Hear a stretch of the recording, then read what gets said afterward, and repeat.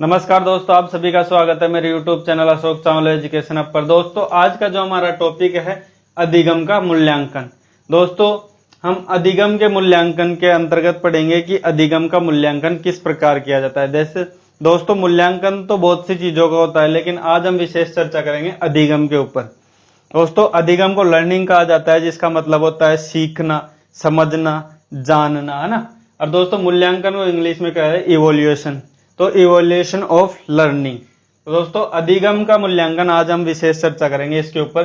और दोस्तों जो अधिगम है और मूल्यांकन है, इसके बारे में हमने विशेष चर्चा पहले पिछले वीडियो में हम कर चुके हैं। अधिगम क्या होता है और मूल्यांकन क्या होता है। लेकिन दोस्तों आज इनका मिक्स रूप यानी अधिगम का मूल्यांकन, ठीक है, ये पढ़ेंगे।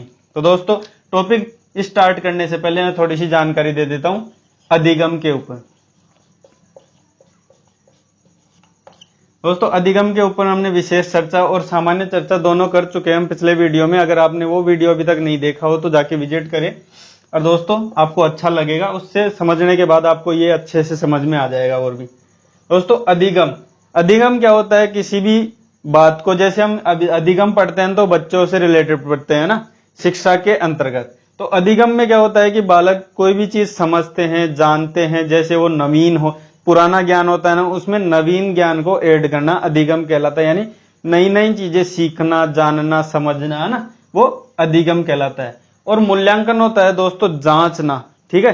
जो यानी जो अधिगम हुआ है ना, या चाहे पहले पूर्व ज्ञान हो, उसके बाद जो नवीन ज्ञान प्राप्त किया गया है अधिगम के माध्यम से, उसका ज्ञान करना यानी उसको जांचना। कि वो जैसे हम जांचते हैं कि कक्षा के अंतर्गत 10 बालक है, उन 10 बालकों में आज के डेट में जो उनकी जो मानसिक योग्यता है यानी उसकी बुद्धि लब्धि 90% है, ठीक है। और कुछ समय बाद यानी 6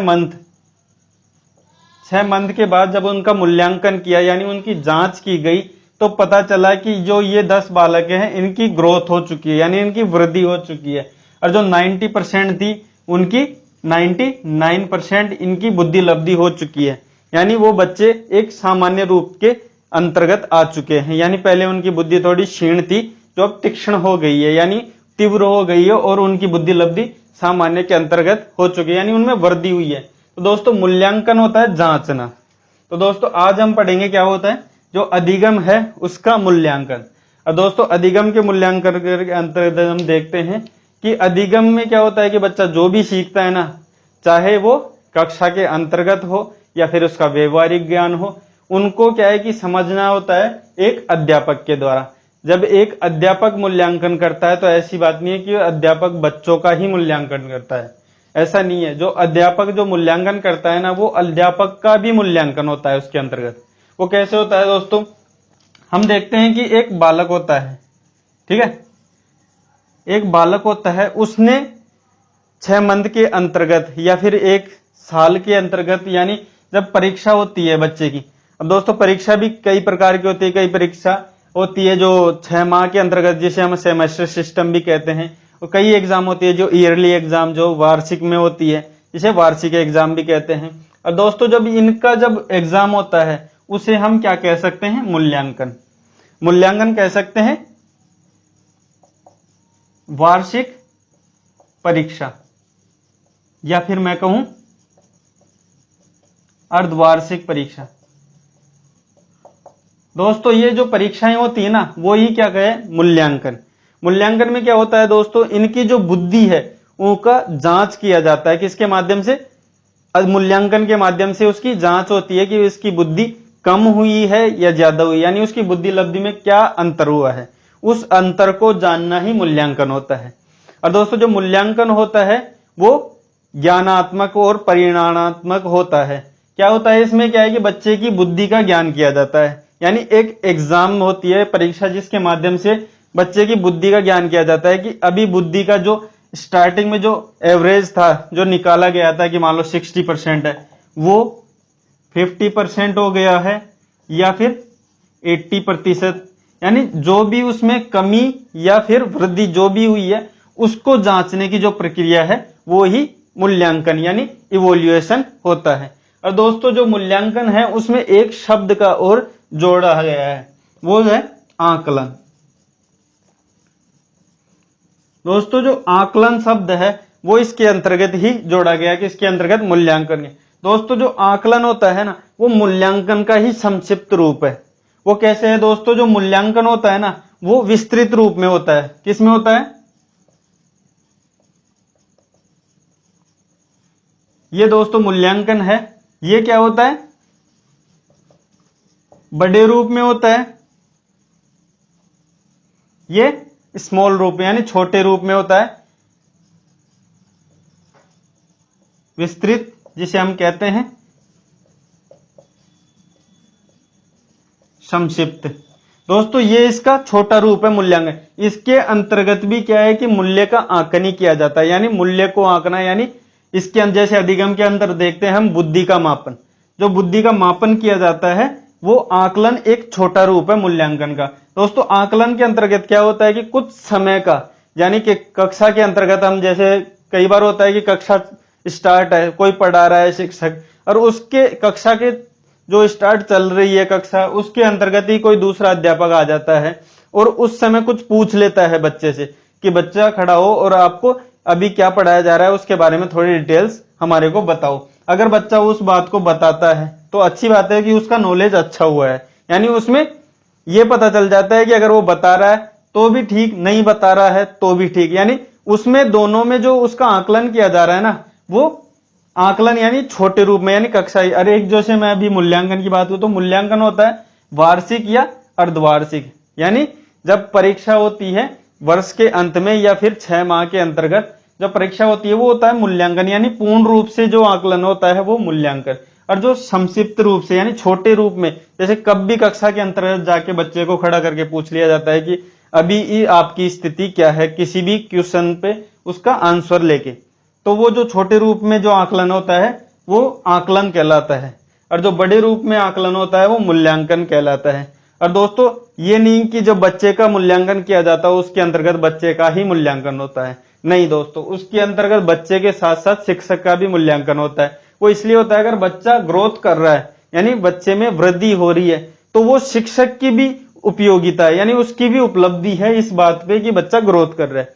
अगर बच्चे की बुद्धि कम दिखाई देती है तो उसके अंतर्गत भी शिक्षक का ही हानि, यानी शिक्षक को ही भुगतना पड़ता है कि शिक्षक ने ऐसी शिक्षण विधियों का उसके अंतर्गत प्रयोग नहीं किया बच्चे को सिखाने में, उसके अधिगम में, ताकि अगर अधिगम अच्छे से हुआ होता बच्चे का तो वो बच्चा ग्रोथ करता। अगर उसका अधिगम ही अच्छे से नहीं हो पाया यानी उसमें ऐसी शिक्षण विधियों का प्रयोग नहीं किया गया हो कि बच्चा रुचि नहीं ले।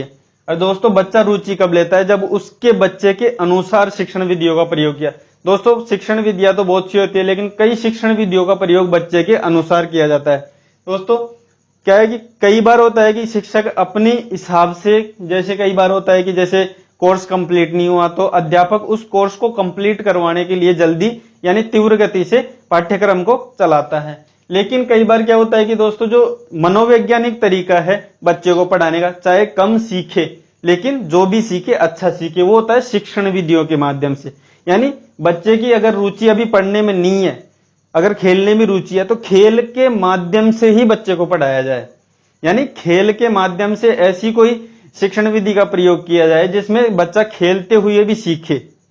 दोस्तों बहुत से खेलों से ऐसे होते हैं जैसे अंताक्षरी हुई है ना, और जैसे अल्फाबेट वगैरह पे कुछ भी ऐसे टॉपिक दे के खिलाया जाता है, कोई खेल में भी बच्चा पढ़ना सीखता है, तो वो जब सीखता है वो अधिगम होता है।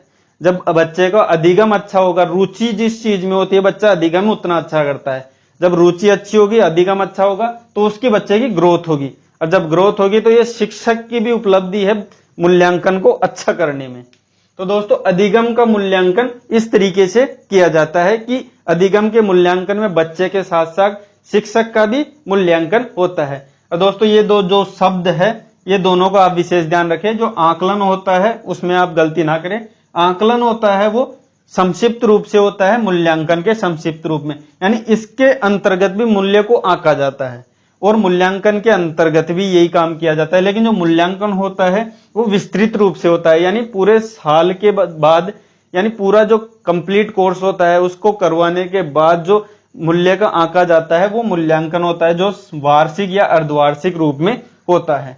और जो आकलन होता है वो संक्षिप्त रूप से यानी कभी भी, जैसे अपन कह सकते हैं क्लास टेस्ट जो कक्षा के अंतर्गत बीच बीच में टेस्ट लिए जाते हैं उसको हम आकलन कह सकते हैं। आकलन के माध्यम से भी बच्चे की स्थिति ज्ञात की जा सकती है अधिगम की, कि बच्चे में कितना अधिगम हुआ है कितना नहीं, या बच्चा वृद्धि कर रहा है या फिर उसमें वृद्धि की कमी है।